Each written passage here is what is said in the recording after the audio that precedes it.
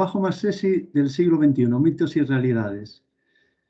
Un título sugerente que viene a raíz de un artículo que se escribe ya por el 2012 y que hace hincapié en una nueva profesión que entonces era incipiente, que no se tenía nada claro, y empieza a verle potencial a esta profesión, y estamos hablando del 2012, y ha acertado plenamente, y parece que este oficio de científico de datos para las empresas está ahora en el candelero, es el oficio muy buscado, muy demandado, ofrecen muy buenos sueldos y es un oficio además divertido si te gusta la estadística y las matemáticas. Por eso lo de el oficio más sexy del mundo. Es un oficio divertido y muy demandado, con buen salario. Entonces, en este mundo en el que el trabajo es un bien escaso y que cuesta tanto conseguir, pues es uno de los mejores trabajos. Yo me presento, llevo más de 10 años trabajando como científico de datos. Surgió la oportunidad, yo era modelizador, yo trabajaba como científico social, yo soy economista y había hecho un máster de modelización y estadística. Y cuando surge el mundo este del Big Data y empiezan a oírse voces del científico de datos, pues encantado, empiezo a meterme por el mundo y empiezo a trabajar de ello ya desde muy pronto. Tengo mucha experiencia porque trabajé pues con startups, teníamos una incubadora aquí en Asturias, ahí en San Claudio.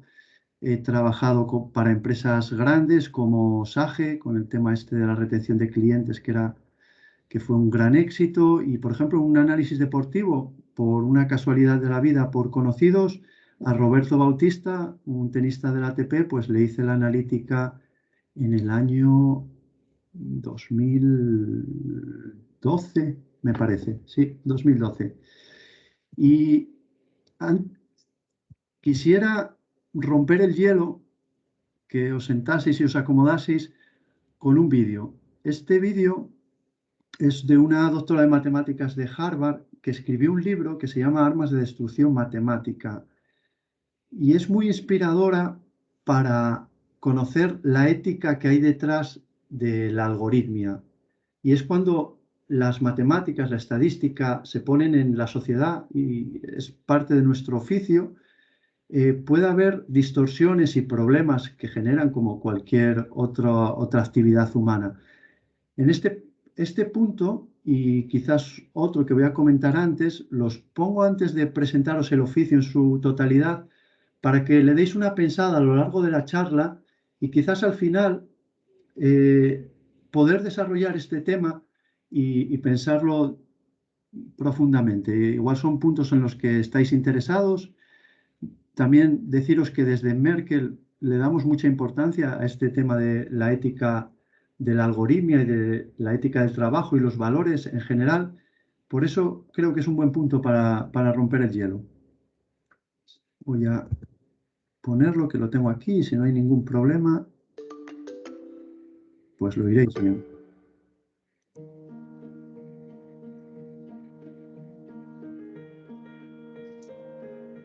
A weapon of math destruction is an algorithm that is important. It's used for on a lot of people for some important decision, like whether they should get a job or what kind of credit card they get, where they go to college.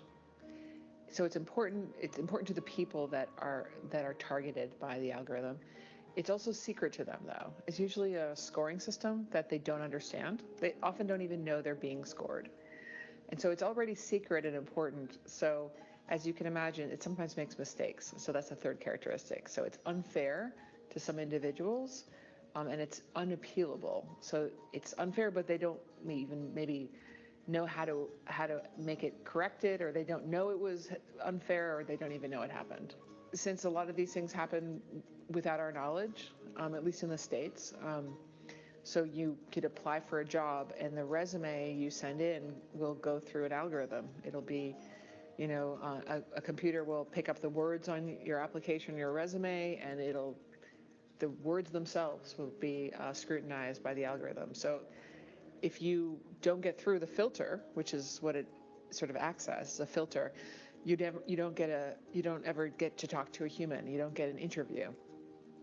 It's hard to know why that happened when you don't get called back. So it's invisible to you sometimes. Other times it's not. So example might be the teachers in the public schools in New York City, Chicago, all sorts of like large cities were being scored by some secret algorithm. And, you know, in some cases, the teacher union fought back. So there's sometimes when you actually know that there's an algorithm and you can demand accountability for the algorithm. And there's some central sort of powerful character like the union head that can organize this. But at other moments, you don't even know it's happening, or even if you know it's happening, there's no particular person that can organize the people who are targeted unfairly. I wouldn't exactly call it a movement of auditing. I was happy to see that the Amazon engineering hiring algorithm was audited by Amazon. But I would consider that more of an exception than the rule. I would love to see more companies scrutinize the algorithms they're using, especially when they're using them for really important decisions like hiring. But I don't think that is a general rule.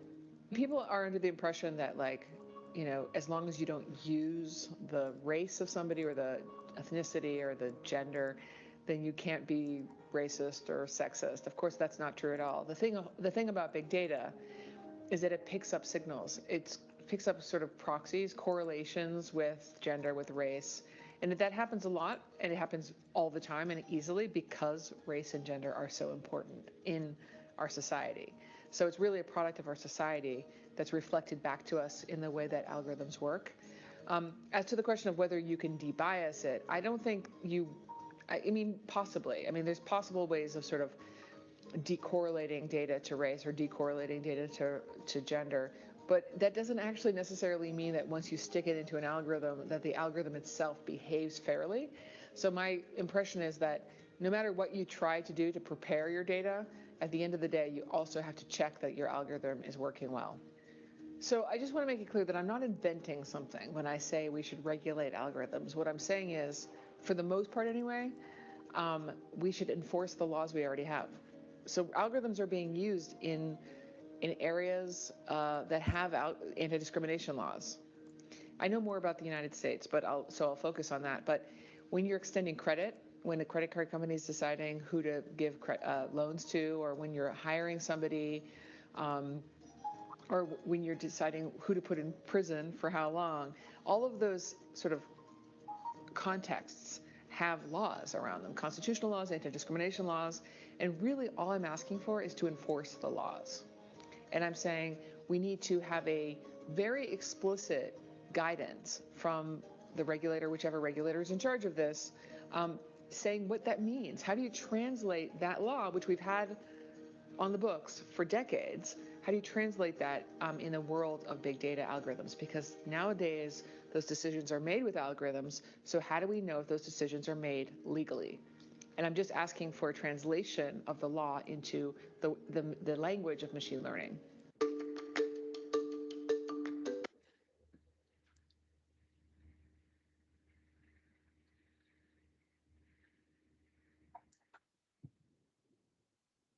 No sé si habéis pensado alguna vez en la influencia que tienen los algoritmos y el machine learning en la sociedad y en la discriminación por raza, sexo o cualquier cosa, pero es una realidad cuando se usa en una sociedad humana una idea, una herramienta, siempre puede realizarse de una manera buena, mala o regular. Y para eso está la sociedad, para eso están las leyes. Me gustaría que os quedaseis con alguna idea, que la pensaseis a lo largo de la conferencia y al final pues daremos un espacio para que intercambiemos opiniones y yo creo que nos enriquezcamos cada uno.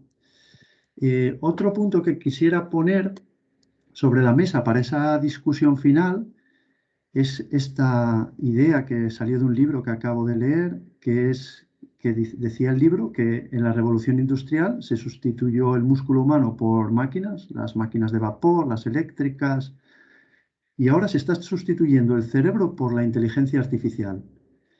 Y esto tiene muchas implicaciones, porque ya no necesitamos, por un lado, hacer tareas repetitivas de cabeza, como cálculos, contabilidades o ciertos, por ejemplo, que el AutoCAD o muchas tareas que requerían una pericia enorme y que mucha dedicación, pero por otro lado estamos perdiendo la cualidad de pensar, delegamos muchas veces en la propia máquina la capacidad de pensar y parece que nos relega un poco al ser humano a un vacío, a- a perderse muchos empleos, que también es una característica, ya lo fue en la revolución industrial, y parece que tenemos una sociedad futura con unos grandes retos y la inteligencia artificial, Machine Learning y nuestro oficio va a estar en el centro de esos grandes retos. Entonces, os lo planteo para ver qué ideas tenéis, cómo lo veis desde vuestra juventud, porque seguro que va a ser la realidad que vivamos la que construyáis vosotros. La presentación va a ser sobre la profesión. Ya presenté los temas de debates, voy a introducir lo que para mí es el ser científico de datos. Voy a presentaros la caja de herramientas, las herramientas que usamos en el día a día, y después os voy a presentar nuestra compañía, que se dedica al Big Data y al marketing digital, que tiene una estructura y unas formas de trabajar diferentes, y os las plantearé, os pondré unos ejemplos prácticos de lo que se hace hoy en día con el marketing digital y después, si tenéis a bien, pues haremos ese pequeño debate sobre la inteligencia artificial. La profesión de científico de datos. El reto de una nueva profesión. Como os comentaba, es una profesión nueva que ha surgido no más allá de 15 años. Las primeras veces que oímos lo de científico de datos, el Big Data estaba surgiendo, era una designación que se daba a los analistas para darle un carácter más científico, no tan descriptivo. Hasta ahora había mucho analista descriptivo, por ejemplo, aquellos que veían en las bolsas la evolución y aunque tenían modelos o podían tenerlos, la mayoría de las veces lo que hacían era por intuición y, y de una manera descriptiva. Ya en este punto ya la ciencia de la estadística sobre todo y la ciencia de la computación entran a jugar un papel fundamental. Los ordenadores tienen una capacidad tal que ya pueden desarrollar los algoritmos grandes para los modelos de una manera eh, popular, democrática. Cualquier persona podía hacer grandes modelos con su ordenador personal y no os digo ya nada cuando entra en juego el cloud y entonces la posibilidad de contratar por unas horas grandísimas máquinas no es algo nuevo, empieza a estar disponible para todas las personas, no hace falta ser un banco y tener muchos recursos para poder hacer grandes análisis y para aprender y tener esa posibilidad. Así que, como os digo, no es una profesión nueva y como profesión nueva tiene grandes retos. Las empresas no lo conocen, las personas que trabajamos en ella afrontamos problemas que van más allá del grado técnico, es la relación con las otras profesiones, por ejemplo, o la relación con los jefes, la estructuración de los equipos que no se han dado nunca. Cogemos aprendizajes de ingenieros, cogemos aprendizajes de informáticos, pero nosotros que somos una mezcla un poco de ambos, pues no nos sentimos a gusto con las estructuras que había hasta el momento y tenemos que empezar a definir ciertas maneras de trabajar. Dicen que el científico de datos es la persona que sabe más de estadística que cualquier programador y que a la vez sabe más de programación que cualquier estadístico. Yo iría un poco más allá. Somos los segundos mejores en todo. somos los segundos mejores matemáticos. No somos tan buenos como los matemáticos, pero tenemos que tener nivel para estar ahí y poder pelearnos con los matemáticos, con los estadísticos, con los informáticos, con los ingenieros, con todos. De todos tenemos un pequeño conocimiento, pero no aspiramos a ser los mejores. Esto es un oficio, es un trabajo.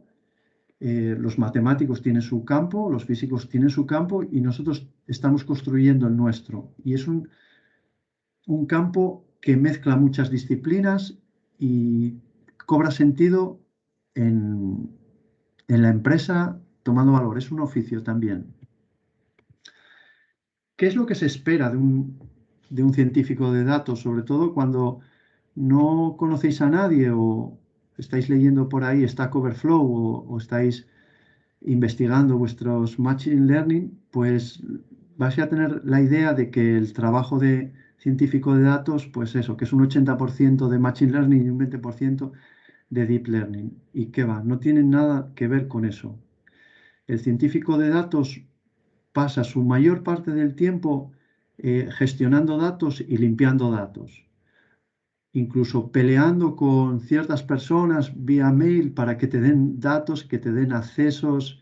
Eso cuando se sale del ejemplo de los datos del iris y se mete en la vida real, los datos no están ordenados, los datos ni siquiera los tienes, no puedes tener acceso, son todo siempre muchos problemas que te tienes que enfrentar como te enfrentas a un problema de matemáticas o de estadística, estructurándolo, siguiendo unos pasos, recogiendo aprendizajes de otras veces y a veces anticipándolo. Pero por eso, esa es la realidad. Mirar aquí el data cleaning, el data gathering, understanding the problem. O sea, antes de nada, entender cuál es el problema que tiene el cliente y ver la manera de abordarlo. Eso es un arte y es una capacidad que igual no se desarrolla tanto en un tutorial, pero una vez que tienes experiencia y has resuelto unas cuantas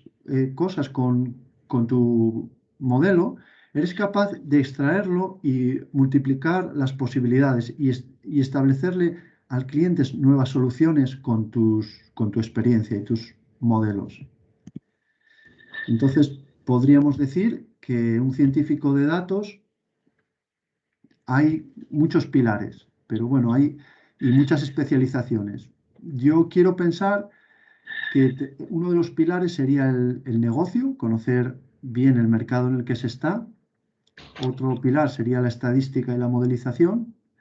Otra parte sería la ingeniería y otra la programación. Y un poco combinando estas cuatro materias van dando distintos perfiles que se están estructurando todavía. A día de hoy no está nada claro. Las empresas no tienen claro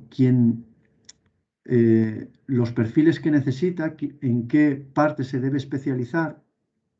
A día de hoy lo mejor es tener un conocimiento amplio, pero apretar en lo que la empresa necesita. Por eso es tan importante la innovación y la capacidad personal de estudiar y aprender más allá del problema, estar siempre en la vanguardia de las tecnologías. La parte más pura del científico de datos, que yo pongo como el modelizador, está dando paso a una parte más de Machine Learning, ingeniero de Machine Learning. Los procesos se están estabilizando, al estar en un estándar ya se pueden repetir y mecanizar. Entonces, cuando un científico de datos aborda un problema por primera vez, seguramente lo haga de una manera muy rudimentaria, manual, y haga muchos análisis intermedios.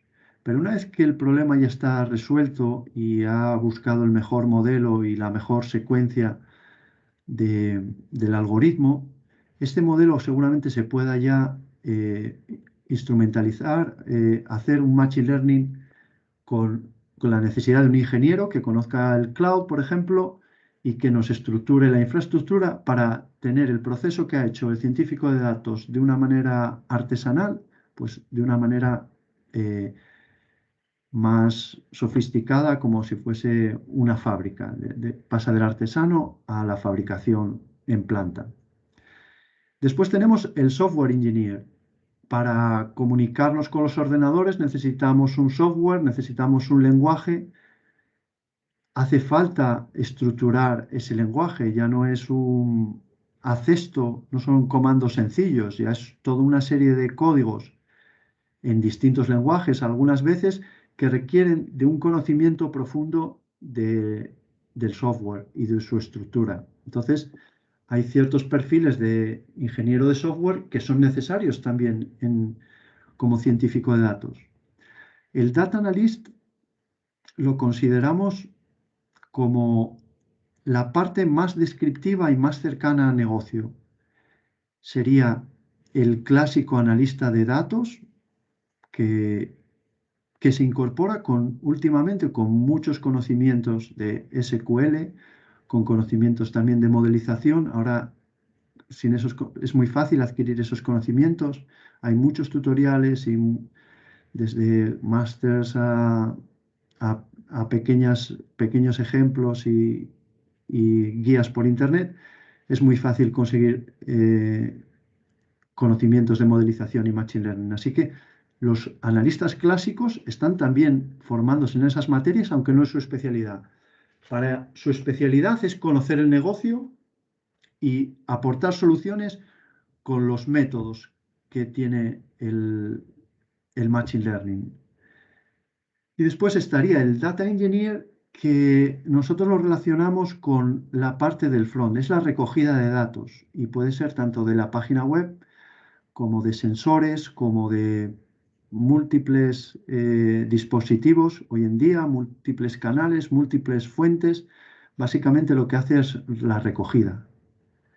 Entonces, como veis, ya se están buscando especialistas de ciertas ramas que tengan profundidad. Después igual trabajas todos juntos en un equipo, pero cada uno es especialista en su parte.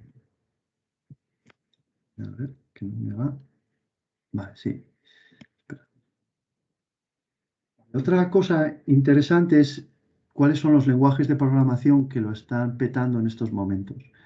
Si tenéis ganas de aprender un lenguaje, yo os recomendaría primero de todos el SQL, que aquí está en segunda posición, que es básicamente para acceder a base de datos, se ha convertido en el lenguaje ganador. Si tenéis experiencia seguramente en R de la universidad y seguramente en Python ya a día de hoy, pues genial. Python, ya veis, el 83% está muy, muy alto. La gente como científico de datos suele usar Python porque tiene muchísima versatilidad y casi todas las plataformas cloud hacen kits de programación con Python. Entonces, si estás acostumbrado a Python, puedes comunicarte con las plataformas y ahorrar mucho trabajo y después comunicarlo con tus códigos en los que estés acostumbrado de Python y bueno, con distintas herramientas, pues es fácil de utilizar. R, genial. R es una pasada, sobre todo para temas de estadística. El último test que se ha inventado la Universidad de Berkeley está disponible en R, pero automáticamente suelen ser el lenguaje donde está todo. No es tan fuerte Python a la hora de la estadística y de los test. Es muchísimo más fuerte R Statistics. Pero claro, tiene esa dificultad de que no todas las plataformas, clouds y personas tienen tanto conocimiento estadístico ni lo trabajan. Pero también os digo que en la comunicación con las APIs de las herramientas, estos interface vía código en las que te comunicas pidiéndoles datos, pues R está a un nivel muy alto y casi todas las herramientas puedes acceder a ellos o puedes estructurarlo de alguna manera. Hay otros lenguajes que van quedando obsoletos y otros que van saliendo por modas. Por ejemplo, Julia es un lenguaje que que es súper potente para Data Science, seguramente el más potente de todos, está muy estructurado, mucha calidad, pero como los vídeos beta no tuvo el seguimiento de la comunidad que lo potenciara y se queda un poco relegado ahí a las últimas posiciones. Y veis, por ejemplo, que Java, que es el lenguaje quizás de programación de aplicaciones más amplio del mundo, en este mundo del científico de datos se ha quedado un poco atrás. Yo creo que es un lenguaje demasiado complejizado para estar estructurado para objetos y bueno, en este caso no, aunque tienen cosas, no es muy útil. Bueno, no voy a extenderme mucho más. Si alguno tiene interés en comentar, yo le puedo, desde mis conocimientos que tengo en los lenguajes, os puedo decir lo de moda que están y cómo se usan. Con mis años de experiencia he tocado muchísimos, casi todos. O sea, no soy experto en todos, pero algo siempre te toca hacer con algún lenguaje. Entonces, os puedo decir algún pro, alguna contra que le veo yo. Y vamos a la caja de herramientas. ¿Qué es lo que usamos en el día a día? Pues mira, con Python, que es quizás el lenguaje en el que más código escribo yo, bueno, no, igual de SQL, de queries de BigQuery hacemos más, pero en Python también escribimos mucho y hacemos mucho código, pero dentro de los Jupyter Notebooks. Es una herramienta genial, los Jupyter Notebooks. Lo podéis instalar en vuestro ordenador, pero más interesante todavía es tenerlo en el cloud para que no interfiera en el rendimiento con el resto de actividades que tengáis en vuestro ordenador, como el navegador o otros recursos que tengáis. Y básicamente lo que es una mezcla de, de shell, de línea de comandos y de salidas estructuradas en párrafos que te permiten comentar una historia. Esta estructura secuencial de código y párrafo independiente que puedes correr independientemente del resto del código, lo vuelve muy versátil y permite clarificar y estructurar flujos de datos de una manera muy sencilla y muy visual. Y también trabajar colaborativamente, que es otro requisito imprescindible a día de hoy, si está en el cloud, y intercambiar con otra gente códigos y resultados. Además, yo lo uso también mucho para la comunicación con las APIs, para sacar datos, para extraer datos de ciertas herramientas, que puede ser igual un dashboard que tiene cierta empresa en tal herramienta y yo quiero los datos solo concretos de ciertas cosas. Pues mediante un sistema de API, de GET, pues consigo esos datos, los voy pidiendo diariamente e incluso podría automatizar esa recogida. Los notebooks están desarrollándose mucho, tienen mucha aceptación. Si no lo sabéis, Jupyter es de Julia, Python y R. O sea, es para esos tres lenguajes. Puedes meter muchos más, pero está orientado para el científico de datos y tiene muchos seguidores y todas las clouds suelen tener su Jupyter disponible en muy pocos clics. Después, el que más código sí que puedo asegurar que meto es SQL y la herramienta base es BigQuery. Voy a hacer una extensión dentro de poco sobre BigQuery, pero es el código ganador para estructurar y para acceder a las bases de datos, para agregar, para filtrar, para gestionar bases de datos. Cuando estábamos hablando de Big Data, las bases de datos se quedaban grandes para nuestros ordenadores personales, pero gracias al cloud hay granjas enteras disponibles para que podamos hacer el procesamiento de datos y BigQuery lo que nos permite es pagar por consumo. Hay veces que tienes que hacer una gran consulta, pero no hace falta que tengas un montón de servidores reservados para ti, para hacer esa consulta que es una vez a la semana. La super gran consulta de la que extraes los datos para después ya una más pequeña, una tablita más pequeña, ya hacer el día a día. Después trabajamos mucho con R y Shiny, sobre todo para hacer estadística y para prototipar. La aplicación Shiny de R es muy, muy guay. Para prototipar te permite hacer en muy poco tiempo una aplicación típica estadística, un dashboard con interacciones, no es simplemente un dashboard estático. Y cuando las herramientas visualizadoras no dan para lo que el cliente quiere hacer, pues siempre existe esta posibilidad de hacerlo con Shiny. Y bueno, toda la serie de servicios paquetizados que ofrecen las nubes. Nosotros somos especialistas en Google, en Amazon y en Azure, pero hay muchas nubes y existen muchas posibilidades y muchas herramientas. A mí me encanta preparar certificaciones de arquitecto en ciertas nubes, igual no tanto para sacarlas como para saber todo lo que tienen, porque siempre tienen una cosa que dices tú, jolín, qué guay estaría en esta otra nube que tuviese también esta herramienta, porque sería todo mucho más fácil y más rápido. BigQuery os la introduje. Ahora es un sistema que pagas por la consulta que haces y viene a ser 1 TB de consulta, pues 5 euros.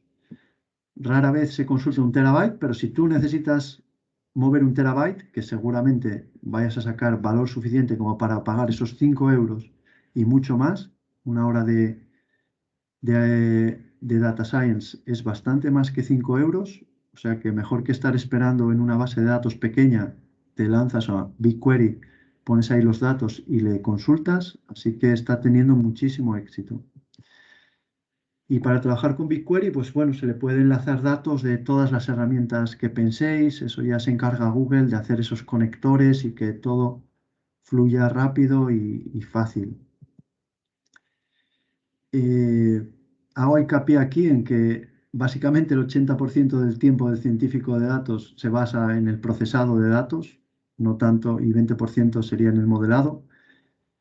Así que el día a día suele ser eso, estructurar, hacer comprobaciones, buscar la manera más eficiente de ponerlo en producción. Y dicho todo esto, os voy a presentar a mi empresa. ¿Quiénes somos en Merkel? Merkel os sonará de la canciller alemana, no tiene nada que ver, es una empresa alemana, es una empresa americana y pertenece a un holding todavía mayor que se llama Densu.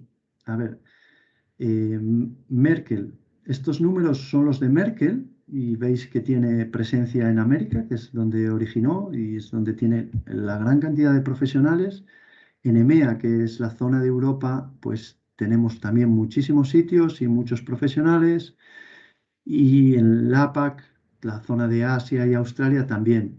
Estamos creciendo a ritmos enormes, 40%. Si alguno tiene eh, afición, o sea, o tiene interés en trabajar en distintos sitios del mundo, nuestra empresa ofrece esa posibilidad y, hay gente que la coge y se va a trabajar a otros sitios, por ejemplo, a Arabia Saudí, una chica de Londres, y le va muy bien. De Merkel EMEA, esta es la parte de Europa, nosotros estamos en Gijón, de aquí surgió la compañía llamada Divisadero y nos compró Merkel en su momento y fue un gran paso que benefició mucho a todos porque la posibilidad de estar en una gran multinacional te atrae a muchos clientes grandes. Cuando un cliente grande, estoy hablando por ejemplo Audi, estamos pendientes de una oferta de 20 millones de euros. Audi quiere pues hacer análisis de página web, pero para todo el mundo, o sea, todo el mundo, todos los concesionarios, todas las páginas web de Audi, todo el marketing digital de Audi, y una empresa pequeña como era Divisadero no es capaz de afrontar ese reto. Ahora, con Merkel somos capaces, juntamos esfuerzos con gente de Inglaterra, con gente de Holanda y vamos para adelante con lo que nos echen. Cualquier grandísima empresa, pues nosotros somos tan grandes como ellos y desde Gijón pues hacemos nuestra parte también como cualquiera. En Merkel España, aquí os lo hago zoom.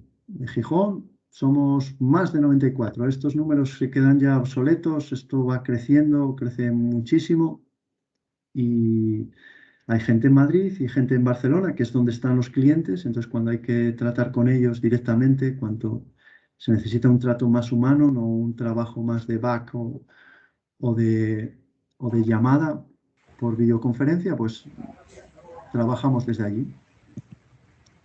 Y estamos metidos en un grupo muy grande que es japonés, que se llama Dentsu. Y esto nos, nos da también muchas ventajas. No sé si os suenan algunas marcas. Las más famosas son Karat y Sobar y Prospect. Son los que se dedican a hacer la publicidad de las grandes empresas. Pues seguramente, por ejemplo, aquí en España, el Corte Inglés, la publicidad la hace Dentsu. Y no sé, la de Heineken, en Japón tienen los deportes japoneses los produce Dentsu también. Bueno, un gran holding y muchas empresas, muchas personas trabajando en este tema. ¿Quiénes son nuestros clientes aquí? Pues yo cuando se lo comento a mi familia digo que el IBEX 35. No sé si están todos, si hay más. Aquí os sonarán muchos, pues la Liga. Pues seguro que os suena la Liga. Pero están los grandes. Y empresas como Mafre, pues llevamos desde el principio, desde Divisadero, están encantados con nosotros, nosotros con ellos, estamos a la cabeza de la innovación de España. Y una empresa como Mafre, multinacional en todo el mundo, confía en nosotros y nosotros en ellos y lo estamos haciendo muy bien. Ahora, ¿qué es lo que hacemos? El marketing. Pues a día de hoy el marketing evoluciona y es muy dependiente de las tecnologías. Entonces, lo que os digo hoy, igual dentro de 2 años cambia y va más allá. A día de hoy, lo que se quiere es personalizar, es dar una buena experiencia al cliente que está en digital. Y para eso se requiere una transformación del dato en la empresa y una transformación digital de toda la empresa. Ser capaz de gestionar muchos datos y optimizar, por ejemplo, campañas requiere de una confianza en los datos y en los científicos de datos que estas empresas no han tenido hasta el momento. Entonces, ese proceso de transformación digital es un proceso complejo. Hay estructuras mentales y rutinas que llevan mucho tiempo integradas, que se basan quizás en intuiciones de personas y no tanto en datos. Y es el momento nuestro, el momento en el que están cobrando sentido los científicos de datos, cuando somos capaces de dar valor. Estaba viendo un reportaje de los Houston Rockets de la NBA de Estados Unidos, cómo al incorporar datos habían pasado de ser un equipo mediocre a un equipo top. Habían llegado a la conclusión que los mejores ataques eran los que tiraban triples o los que hacían un mate. Daba igual que se fallase mucho, la efectividad por ataque era mayor, se enfocaron, fueron capaces de confiar en esa estadística, que es bastante tonta y que ya lo sabían desde hace mucho tiempo, y llegan a ganar, o sea, a estar en la parte alta, a disputar los anillos de la NBA con esa opción. Y eso mismo es lo que está sucediendo ahora dentro de las empresas en España. Se están dando cuenta de la importancia de la gestión de los datos y de la importancia de los modelos predictores, el machine learning y los científicos de datos. Pero para hacer esto no se hace solo. Esto igual es un concepto que hay que romper un poco en vuestras jóvenes cabezas. Sería el de que solo realmente se tiene muy poca fuerza, ya sea para afrontar un problema como para hacer un desarrollo. La riqueza que te da un equipo de puntos de vista, de apoyo, de trabajo, siempre dicen que dos personas hacen más que el doble de una persona sola, y es que entran en juego esas sinergias y se mejoran muchísimo. Pues esto mismo lo estamos haciendo en nuestra empresa con compañeros de viaje muy fuertes. Y son IBM, son Oracle, son Google, también estaría Amazon. Estamos con los grandes. Nosotros no ofrecemos producto, ofrecemos servicios y queremos ir con las grandes herramientas que hay en el mercado. No vamos a inventarlas nosotros. Nosotros tenemos nuestros conocimientos, vamos a usar esta herramienta para ofrecer buenas soluciones. Y lo que queremos desde el punto de vista del cliente final es darle una buena experiencia de compra. Ya no se trata, en un momento dado el marketing quería atraer usuarios a las páginas. Otro momento, retenerlos. Otro momento, la cosa va evolucionando y en el punto en el que estamos es que la marca quiere ser agradable para con los usuarios y que las experiencias de compra sean buenas para repetir y para que haya una confianza mutua entre marca y usuario, que el usuario dé valor a lo que esté haciendo, lo que esté comprando y la marca entienda perfectamente al usuario. No es algo nuevo, es la adaptación de la gestión de una tienda de ropa, por ejemplo, podemos pensar, al mundo digital. Hay que hacer que la gente se sienta cómoda, que disfrute de los productos que compran y que esa relación se mantenga en el tiempo. No es fácil, pero gracias a los datos podemos entender al cliente y darle lo mejor, el mejor producto en el mejor momento. Voy a ir un poco más adelante para daros una pequeña idea de las cifras en las que nos movemos cuando hablamos de Big Data y por qué la importancia de la gestión de datos. Pues mirar, son datos del 2020 y esto crece enormemente. Ya más de 6.000 millones de smartphones, 26.000 millones de dispositivos IoT, 40.000 búsquedas por segundo. Son datos enormes. Mira, me gusta mucho este dato. Entre 2014 y 2015 se crearon más datos que en toda la historia de la humanidad, para que os hagáis una idea. Son dimensiones enormes y por eso nuestro oficio es el más sexy del mundo. No es que tengamos que ser el top, no hay que ganar la medalla Fields para ser un científico de datos. Hay tanta necesidad de científicos de datos para todas las empresas porque están estos datos, estas cantidades de datos eh, detrás, que hay mucha demanda, muchísima demanda. De hecho, no hay tanta oferta de trabajadores y de gente cualificada que pueda satisfacer esa demanda.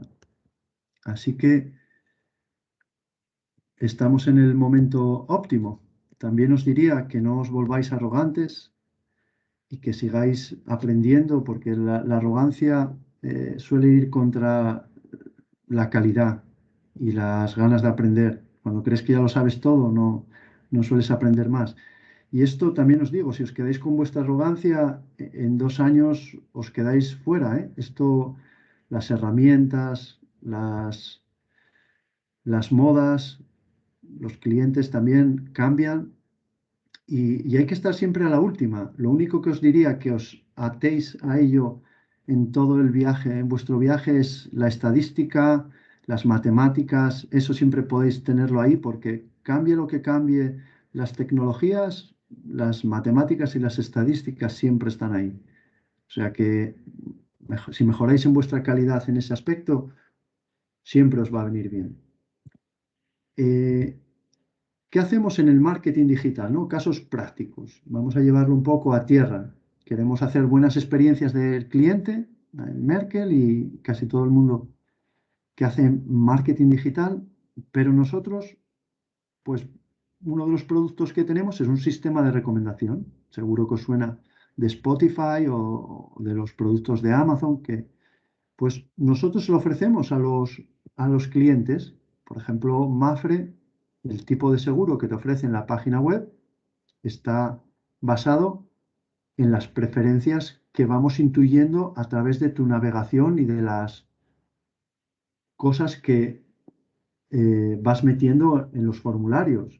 Entonces te ofrecemos el seguro que más se adapta a tus necesidades y con el que vas a acabar más contento y, y nosotros también. Entonces la siguiente interacción que tengas con la marca pues va a ser más positiva. Igual lo recomiendas a otra persona o estás tranquilo, no quieres cambiar cada minuto porque te sientes estafado. No, no, es un buen producto.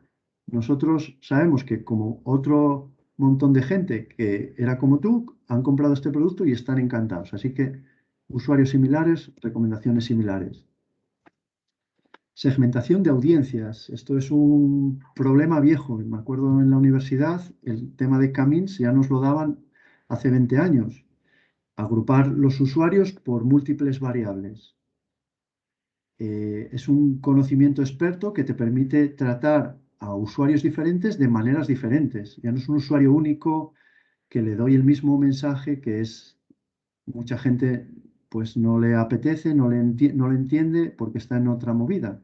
Pues cada gente con su movida le damos un mensaje que le interese. Si no me interesa, pues no compro, no hay fidelidad, no hay nada. Otro, mira, aquí lo podemos relacionar con el baloncesto, es el tema de la atribución. ¿Cómo contribuye cada uno de los canales en los que hacemos publicidad a la venta? Es un problema realmente difícil.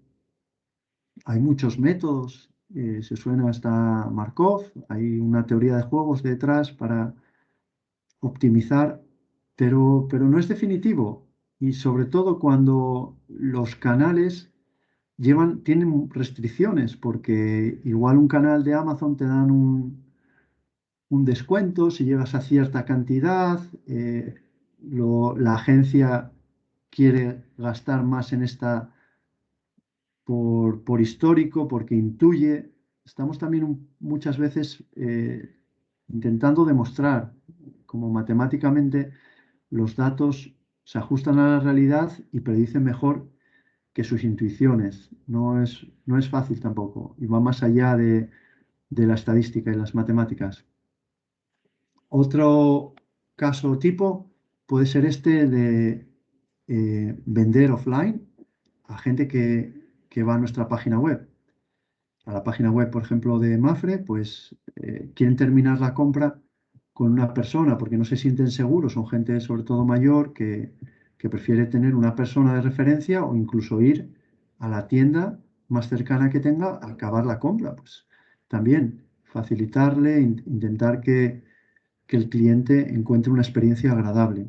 Propensión a compra, que se trata de construir modelos de predicción que den una probabilidad de compra para, por ejemplo, cada producto, pero vamos a pensar solo un producto, según el cliente va haciendo cosas en la página web. Entra y no sabes gran cosa, bueno, igual tiene su dispositivo, tiene su, su browser, pero a medida que va haciendo cosas, vas viendo, esta persona lo que está buscando es una hipoteca, por ejemplo, en un banco. Vale, pues se la ofrezco, le ofrezco caminos más rápidos antes para, según vaya moviéndose esa probabilidad. Un modelo, un tipo de modelo muy interesante. Y otro caso de marketing digital es el de frequency capping. Eh, la idea es que las empresas no quieren tampoco machacar. Parece raro porque sí que nos machacan con publicidad y muchas veces es pesado, pero realmente para la empresa eso es caro. Entonces quiere conocer el punto en el que, bien, este cliente está claro, le he ofrecido este mensaje, en plan, compra mi hipoteca, ¿vale? Está claro que no quiere ni necesita una hipoteca, no voy a seguir machacándolo. Entonces voy a gastar ese dinero en gente que sí realmente necesite o esté pensándose en la necesidad de una hipoteca. Pues esto es el capping, el cortar la frecuencia de anuncios para no, para optimizar el gasto en publicidad. Como veis, está muy relacionado todo, es marketing digital en marketing, vender más, publicidades. Bueno, vamos al punto que os comentaba al principio. No sé si os he aburrido mucho, no os veo las caras, no tengo interacción. Eh, Os planteo una nueva idea y a ver qué pensamientos tenéis y qué opináis del oficio de científico de datos, cómo lo veis desde vuestro punto de vista. Lo que propongo aquí es la idea de si el arte humano, que es algo que creemos muy humano, si será capaz de ser sustituido en poco tiempo por la inteligencia artificial. Dicen que Netflix ya está creando series adaptadas a los gustos de los usuarios en el momento, o sea, que van casi en tiempo real creando el guión o las líneas directrices de las nuevas series, del siguiente guión, ¿no? Del la siguiente capítulo.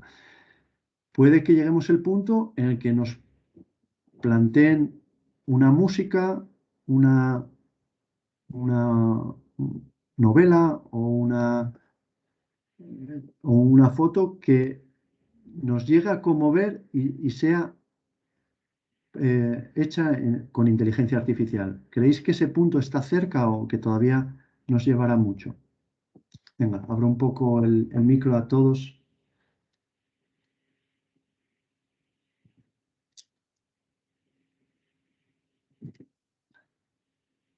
Hola, bueno, soy Pablo. Hola. Yo personalmente, como persona de ciencias y también algo creativa en cuanto a música y dibujo, por ejemplo, yo opino que son cosas que no se pueden sustituir. No que no nos pueda llegar a gustar en algún punto, incluso el concepto, porque al final, como personas, somos un poco reacios al concepto de un ordenador creando arte, ¿no? O un algoritmo creando cierto tipo de melodía. Y es normal, ¿no? Pero que no deberíamos ser tan cerrados a decir esto no nos puede gustar, ¿sabes? El típico, ¿no? De este plato nunca comeré, nunca beberé de este vaso. Sí, sí. Entonces, yo creo que son dos cosas con las que tendríamos que aprender a vivir, ¿sabes? Que no se va a dejar en ningún momento de seguir el camino de que el arte sea humano, algo humano, y también que nos tiene que deberíamos dejar esa ventana abierta, ¿no? A este tipo de creaciones. Es lo que opino. Sí, sí, sí. Yo estoy contigo. También hay mucha gente que no le gusta la inteligencia artificial per se, no aceptaría eso simplemente porque viene por inteligencia artificial. Estoy pensando que quizás las canciones del verano tengan cierto análisis y a la hora de la creación, el compositor, no sé si inteligencia artificial en su totalidad, pero que tenga un análisis amplio de los estilos, que tiene éxito, tal. Los currículums de las dos personas estas.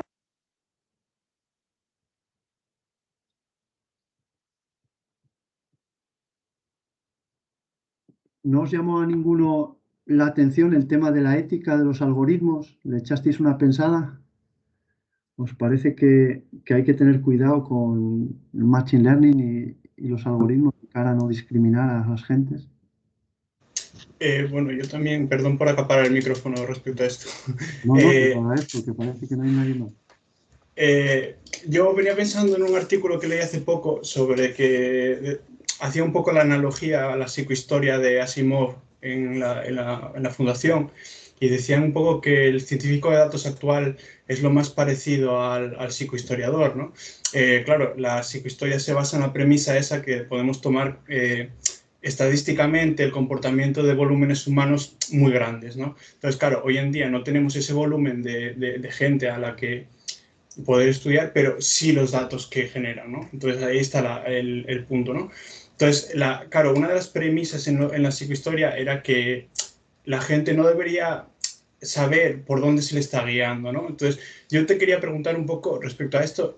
Si yo, por ejemplo, si en un futuro la gente empieza a tener más conciencia sobre cómo se están tratando este tipo de datos, de si yo no quiero dejar que un algoritmo me guíe los hábitos de consumo que yo tengo, ¿tú crees que habrá que en algún punto que esa cantidad de gente que tiene esa opinión, que tiene esas actitudes y esas costumbres de compra, lleguen a replantear de nuevo otra vez el funcionamiento de los algoritmos y de cómo se tratan los datos? Sí, sí, sí. Y es que eso ya existe. O sea, hay una ley muy fuerte. Igual no se está haciendo o publicitando lo suficiente, pero muy fuerte la GDPR, que en Europa o sea, es de cumplimiento obligatorio y lleva muchísimas sanciones si no se cumple. Y, por ejemplo, el tema de las cookies está por desaparecer. Y la privacidad es lo que decía esta chica de Harvard, que no estamos inventando nada nuevo, la privacidad es un derecho fundamental y simplemente es que las leyes se apliquen en campos nuevos que por el momento no se aplicaban porque lo veíamos como, no sé, como demasiado novedoso y que no podía plantear problemas y tal, pero ahora que tiene un tamaño ya sustancial, mueve muchísimo dinero, mueve el mundo, hay que tener conciencia sobre lo que puede hacer y limitar un derecho fundamental, la libertad de las personas. Y llegados a ese punto, también te digo, muchas cosas, o sea, si yo libremente cedo mis cookies y quiero que la compañía Amazon gestione mis cookies para mejores experiencias de usuario, pues seguramente tenga mejores experiencias de usuario. O sea, me va a recomendar libros más interesantes, que ya me pasa, o cosas mejores que si no se lo doy. Pero yo, desde luego, tengo que tener mi libertad de elegir. Eso es garantía. O sea, debería garantizarlo el Estado. ¿Cómo lo ves, Pablo? Sí, entiendo lo que dices. También quería hacer el apunte, por ejemplo, claro, se está viendo mucho últimamente los portales estos de cashback, que a la final, claro, yo no sé, por ejemplo, cómo funcionan, pero yo lo que me imagino es que a la final lo que hacen es, de una forma totalmente más invasiva, al decirte que te dan un cierto porcentaje de tu compra como remuneración por darles tus datos, yo al final, por ejemplo, eso es lo que dices, si yo se los doy a Amazon libremente, yo sé que Amazon lo que va a hacer con esos datos al final es darme esas opciones de compra más afines a lo que yo estoy buscando. Pero en este sitio, por ejemplo, en este caso, los sitios así, no estoy muy seguro de cómo funcionan, pero me imagino que venderán los datos de otra manera, ¿no? En la que yo no sé cómo se van a acabar usando ese tipo de estadísticas, Claro. ¿sabes? Sí, sí, sí, eso es peligrosísimo. Como si tú no tienes el control sobre tus datos, eso puede ser muy peligroso, claro. Y cedes el control, no, plantea muchos problemas.